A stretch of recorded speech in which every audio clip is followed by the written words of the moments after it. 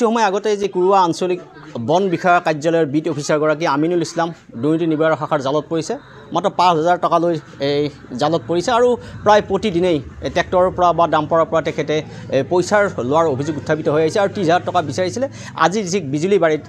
প্ৰায় ৫,০০০ টকা লৈছিলে ট্ৰেক্টৰৰ পৰা আৰু আজি হাতেলতে ধৰা পৰিছে দুৰ্নীতি বিষয়াৰ গৰাকীৰ লগত আমিনুল ইছলাম আমি আমিনুল ইছলামৰ ঘৰত উপস্থিত হৈছোঁ আৰু এই ধৰণে আজি মঙলদৈ যি আমিনুল ইছলামৰ ঘৰ আছে আৰু আমিনুল ইছলামৰ ঘৰত আৰক্ষীয়ে গিজগিজাইছে তন্নতন্নকৈ পৰীক্ষা কৰিছে মঙলদৈ সদৰ আৰক্ষী আৰু দুৰ্নীতি নিবাৰক শাখাৰ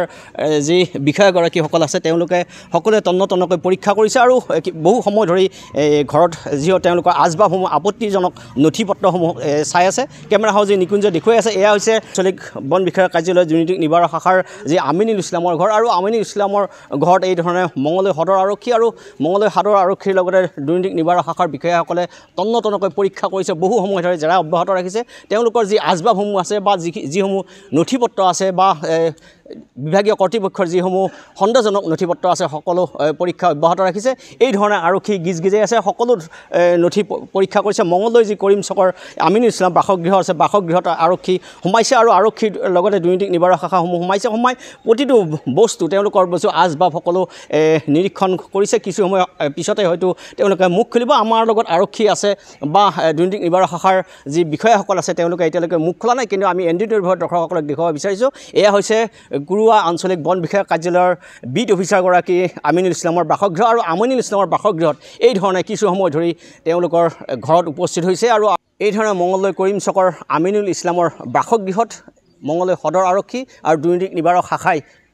জোৰদাৰ অভিযান অব্যাহত ৰাখিছে কি হৈছে মানে এই আমাৰ কুৰুৱা ৰেঞ্জৰ এজন বিট অফিচাৰ এওঁ আজি বহুদিনৰ পৰা আমাক হাৰাশাস্তি কৰি আছে এওঁক আমি মাটি কাটিছোঁ আমি মানুহৰ ম্যাদী পট্টাৰ মাটি খেতি কৰিব নোৱাৰে মাটিটো কাটি আমি পেলাওঁ ধৰক আমাৰ কাম এইটোৱে আৰু আমি কাম কৰি আছোঁ কাম কৰি এওঁক এতিয়া মানে আহি ৰাতি গাড়ীৰ আগত গাড়ী পাতি দিয়ে দাবী মানে ৫,০০০ টকাকৈ লাগে আমি আমিনুল ইছলাম তাৰপিছত বহুদিনৰ পৰা আমি মানে অতিষ্ঠ হৈ গৈছোঁ আমি এইবিলাক পইচা দি তাৰপিছত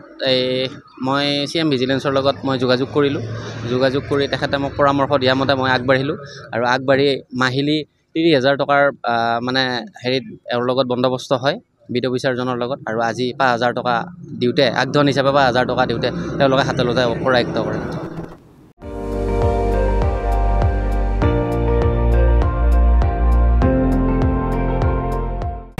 আপুনি চাই আছে ND24